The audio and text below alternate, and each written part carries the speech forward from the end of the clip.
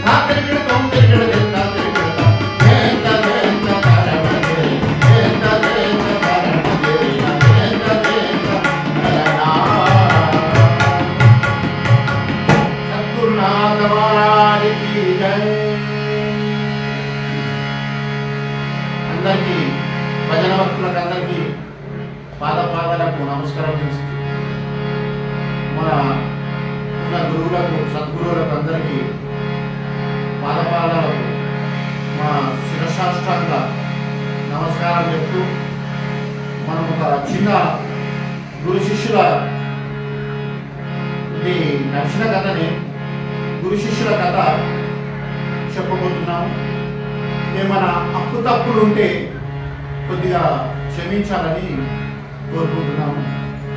ఈరోజు చెప్పాలని ఒక సంకల్పం నుంచి ఈ కథ గురు శిష్యుల కథ ఎట్లా ఉంటుంది, గురు శిష్యులు అంటే ఎలా ఉండాలి అని మీకు ఈ దాని నుంచి మీకు చెప్పబడుతుంది. ఇంకోటి, గురువు చెప్పిన మాట శిష్యుడు తీయడు, శిష్యుడు చెప్పిన మాట గురువు తీయడు. అసలు గురు శిష్యులు ఉన్నవాటికే మన ప్రపంచము మన కలియుగం నడుస్తున్నది.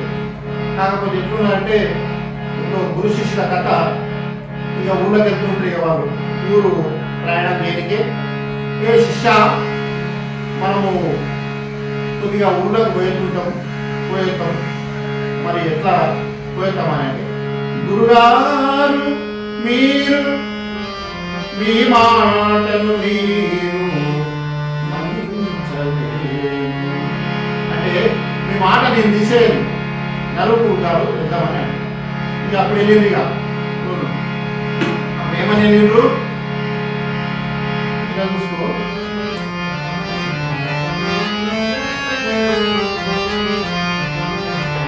ఓం నమో గురుదేవా, ఓం నమో గురుదేవా, ఓం నమో గురుదేవా,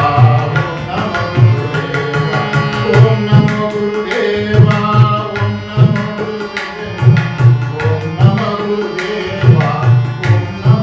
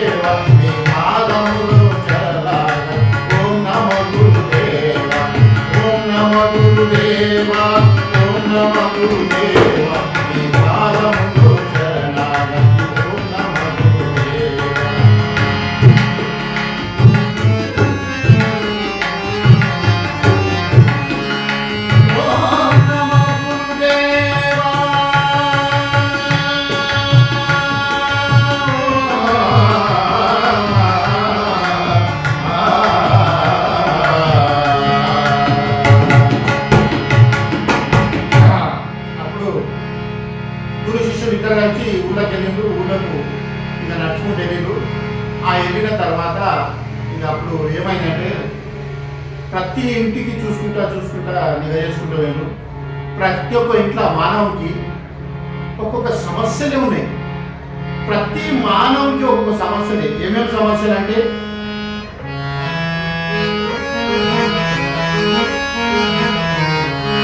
ఏ పరమేశ్వర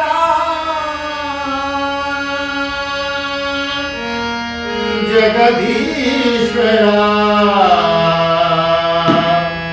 సదా శివ శంకర అడిగానట ఊరి జనాలను చూడాయన అందరికీ సమస్యలు అనేది మానవ జన్మం. ప్రతి ఒక్కరి ఇంట్లో అడుగుతూ వస్తున్నాము. ప్రతి పదాలు తిరుగుతున్నాం మేము. కాకపోతే అందరికీ సమస్యలే ఉన్నాయి. కొందరికి ఏమేమి సమస్యలు ఉన్నాయంటే ఇల్లులా, కొందరికి పెళ్లి కాదు పిల్లలకు, మళ్ళీ ఇక కొడుకు ఒక రకంగా ఉండదు, కోడలు ఒక రకంగా, ఇంత మెంటల్ టెన్షన్ సంసారం అంతా అంతనే నసిపోతుంటారు అన్నమాట. ఆ నసిపోయేటప్పుడు ఈ గురువుగారు పోయి అడిగినప్పుడు గురువా ఏం చెప్పమంటే మా సంసారం కట్టడం ప్రతి ఇంటికి తిన్నాడు. ఇక అందరూ ఒక సమస్య చెప్పి ఆ సమస్య చెప్పినాడు గురుగారు. మళ్ళా శిష్యు ఇద్దరు కలిసి ఇక శిష్య మన మన ఆశ్రమంకు మనము బయలుదేరుతున్నాము, ఇక నడువిగా వెళ్దామని ఇక మళ్ళీ వెళ్ళిగా ఓం నమో గురుదేవా ఓం నమో గురుదేవా పాదము శరణాగతి ఓం నమో గురుదేవా ఓం నమో గురుదేవా ఓం నమో గురుదేవా ఓం నమో గురుదేవా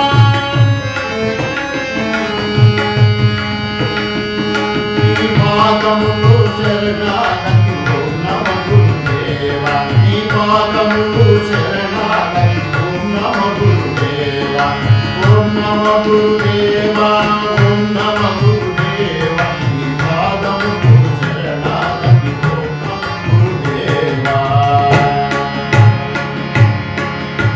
ఏ శిష్య, మరి ఊరంతా తిరిగి వచ్చినాము. తిరిగి రాగలరు మనం ఏం తెలిసింది కానీ గురుదేవా నేను ఏం చెప్పాలి నీకు? ప్రతి ఇంట్లో పోతే కూడా ఒకరు సమస్య చెప్పుకుంటూనే వస్తున్నారు. మన ఈ సమస్య లేనిది ఎవరికి లేదో మన దానికి మనం విచారం చేయలేకైతుంది అని చెప్పి శిష్యుడు అంటే గురుదేవాలంటే శిష్య మళ్ళీ ఈ సమస్య లేని మానవుడు ఎవరున్నారో వాళ్ళని ఎంకి నన్ను దొరికొస్తావు నాయన. నేను దొరికొస్తే మఠానికి దొరికొస్తే మన మఠంలో కూర్చొని మనం ఆయనకు మాట్లాడుతున్నాము. మన ఆయనకే ఊరిలో కూడా ఇలాగే అందరికీ సమస్యలు ఏంటంటే చేయగలుగుతాము. మనం ఒక సమస్య బహిర్తామని ఇక వెళ్ళిందన్నమాట. తీసుకురాపోని శిష్యుడు ఏం చేస్తానంటే ఆ శిష్యుడు చెప్పిన మాట వినాలి కదా. శిష్యుడు అనేది చెప్పిన మాట వచ్చిండు మఠంలో పోయాడు. పనిచేసే వాళ్ళకు ఇక ఒక సద్ది మూట వెనకటి కట్టిస్తుంది. ఒక 4-5 రొట్టెలు కట్టుకొని ఇక శిష్యుడు వెళ్ళిందిగా ఎక్కడ ప్రతి ఇల్లుని తిరిగి చెక్ చేసుకున్నా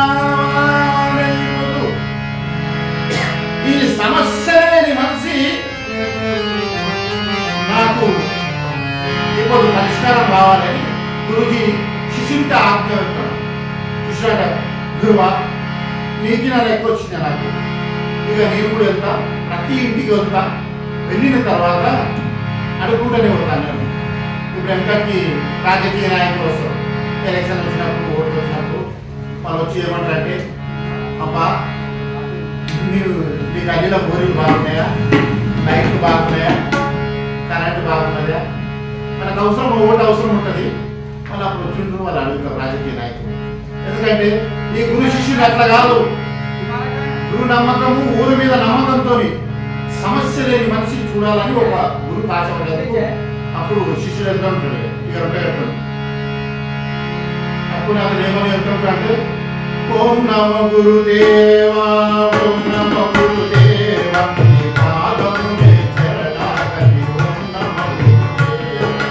ఓం నమ గురుదేవా ఓం నమ గురుదేవా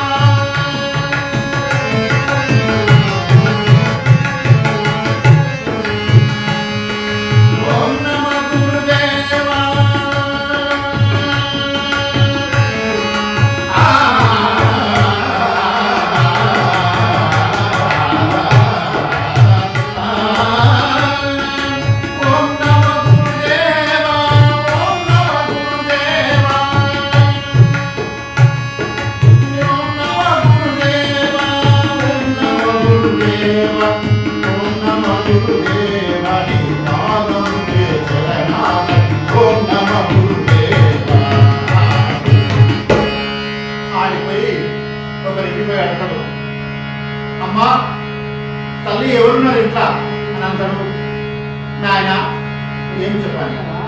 ఒక తల్లి వచ్చి ఆ తొలి వచ్చి అన్నాడు, అమ్మా మీకు ఏమైనా సమస్యలు ఉన్నాయా మీ ఇంట్లోనే?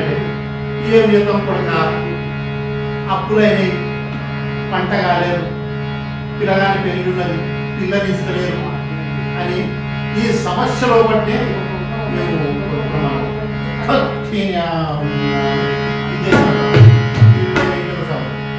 మన అక్కలేకపోయాడట. అక్క ఎవరున్నారమ్మా తల్లి అని అన్నాడు. ఏం నాయన ఆడపోయాడు. ఏం చేద్దాం కొడుక, మీ మామ తెల్లగా ఒకటే నిద్ర పోనీయడు. ఈ ఆడ ఇంత ఓసుకొచ్చుకుంటాడు కుదరేడా. ఇక నిద్ర పోనీయడు ఆయన. నాకు వాంజకు పెద్ద సమస్య అయిపోయింది. నిద్రలేదు పోతాక పనిచేయదు. మాకు ఈ సమస్య ఒక పెళ్ళి అవుతున్నది వాళ్ళ ఇంటికి పోయినట్ట. వాళ్ళ ఇంటికి పోయి, అమ్మా మీ దగ్గర ఏమైనా సమస్యలు ఉన్నాయట? అవి ఏం సమస్యలు ఎప్ప మాకు? మా అన్నలు పెళ్లి తెచ్చిర్రు, చీరలు తెచ్చింది కానీ అవి చావడ వచ్చే బట్టలు అయిపోయినాయి. మాకు ఆ చీరలు ఏం కట్టుకుంటారు? వాళ్ళకేమో మా వద్ద మంచి మంచి చీరలు తెచ్చిండ్రు, మాకేమో ఇదో ఆడలేక ఒకటి వచ్చేది బట్టలు అయిపోయింది, చావడేసే బట్టలు అని. అది ఏదో బట్టలు తెచ్చిండ్రు అన్న, అది కట్టవచ్చు కదా. ఇక్కడ ఇక ఆ సమస్య మళ్ళీ ఒక లాస్ట్కి వస్తే ఇక ముస్లిం అయిపోయినాము. भरते झोली हुआ ममद खाली, तू जाऊंगी मैं तो खाली। भरते झोली हुआ ममद खाली, तू जाऊंगी मैं तो खाली। तू जाऊंगी मैं तो खाली, तू जाऊंगी मैं तो खाली। भरते झोली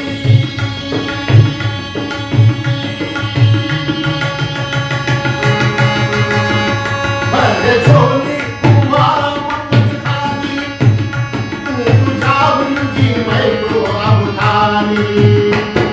तू जाऊंगी मैं तो अब खाली।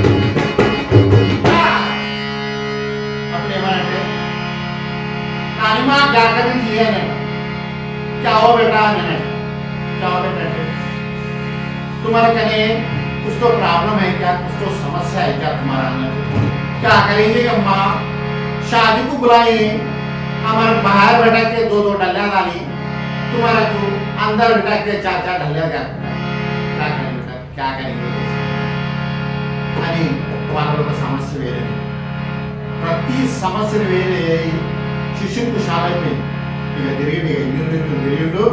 ఇక రాజకీయ నాయకుడే ఒక మోడీలు అవన్నీ అడిగినట్టు అడిగిండు. ఇక లాస్ట్కి వచ్చి హనుమాన్ గుడి కాడ కూర్చున్నాడు. హనుమాన్ గుడి కాడ కూర్చున్నప్పుడు ఏమన్నాడు? ఏ గురుదేవ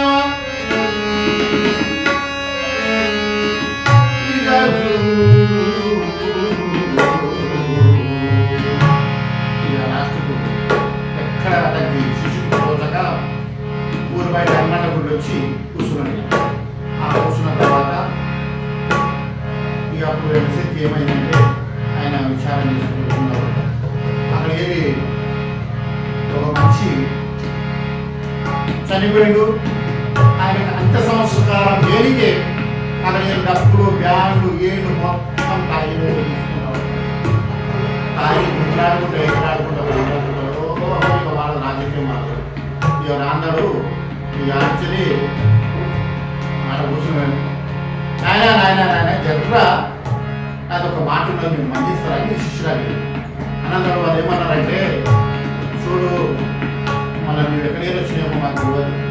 ఆ దింపుడు కాలం చేసినాక నీ మాట ఏముందో వింటావు. ఆ దింపుడు కాలం చేసిన తర్వాత ఇక ఏం లేదు ఆయన, ఈ పీనుగుని తీసుకొని, ఇది చనిపోయిన మనిషిని తీసుకొని మా గురువు దగ్గరికి తీసుకెళ్ళండి, మీకు ఎన్ని డబ్బులు ఖర్చు అయినా కూడా నేను ఇస్తాను అని అంటే అప్పుడే సరే నాయన మరి డబ్బులు ఖర్చులకు ఇస్తా అంటాడు కదా, మరి ఇంతసేపు మంచి ఖర్చు ₹1,00,000 అయితే ఆ గురువు గారు వసూలు చేసుకుంటున్నాం కానీ ఈ ఊళ్ళో నాకు కొన్నాడు. అప్పుడు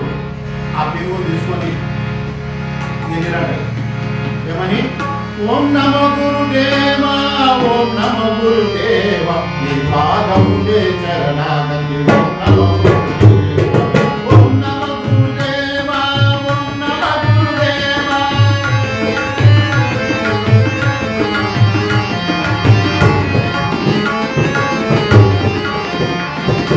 ఓం నమో గురుదేవా ఓం నమో గురుదేవా నీ పాదములే శరణాగతి ఓం నమో గురుదేవా ఓం నమో గురుదేవా ఓం నమో గురుదేవా ఓం నమో గురుదేవా అప్పుడు మఠంకాడికి వచ్చి ఆ అంత్య సంస్కారం చేసే మనిషిని దింపింది కదా ఏ గురుదేవా ప్రతి గల్లి తిరిగిన ప్రతి ఊరు తిరిగిన ప్రతి ఇంట్లో ఒక సమస్య అనేది ఉన్నది ఆ సమస్య మాత్రము తీరించాలంటే మన నుంచి ఐదులో కాదు కాకపోతే ఇప్పుడు నీ దూరకు వచ్చిన మనిషి ఉన్నాడు మన ఈయనకే సమస్య లేదని నేను అనుకోని దూరుకొని వచ్చిన మన నీరెట్లున్నదేమో గురుగారు మీరు ఏం ఆజ్ఞేస్తే అది కరెక్ట్ అని అన్నారు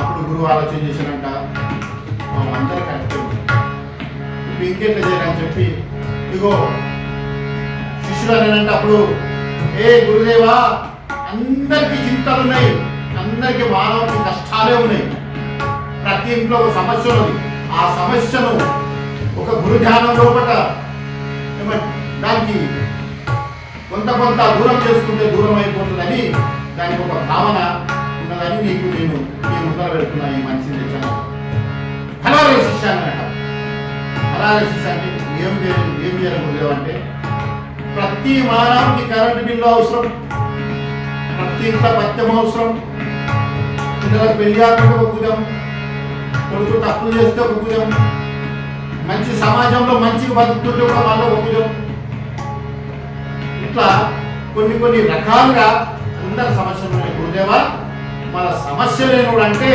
వీడు ఒక్కడే ఇప్పుడు ఇప్పుడు చనిపోయిన ప్రాణం వెళ్ళిపోయిన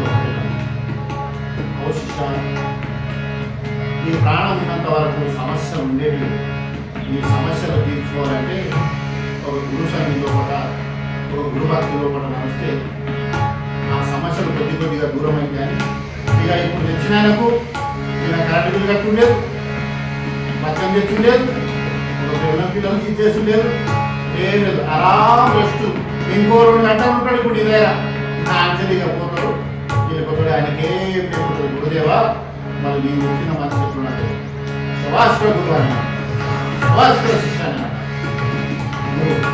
అనందరు ఎటువంటి చెప్తున్నారా తండ్రిని మించిన కొడుకు ఉంటానంట తండ్రిని మించిన కొడుకు ఉంటానంట అంటే ఆ కాలానికి ఈ కాలానికి కాదు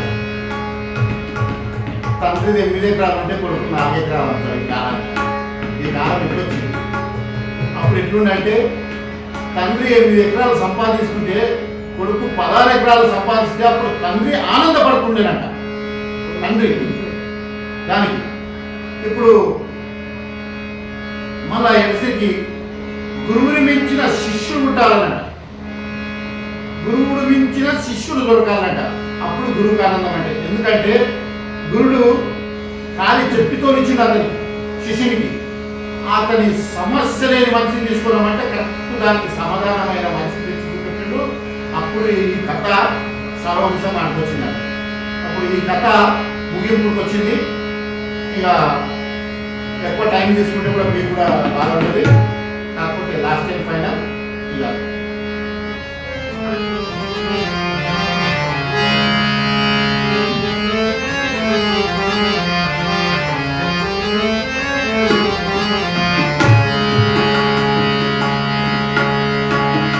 ఓం నమో గురుదేవా ఓం నమో గురుదేవా నీ పాదములే శరణాగతి ఓం నమో గురుదేవా ఓం నమో గురుదేవా ఓం నమో గురుదేవా నీ పాదములే శరణాగతి ఓం నమో గురుదేవా ఓం నమో గురుదేవా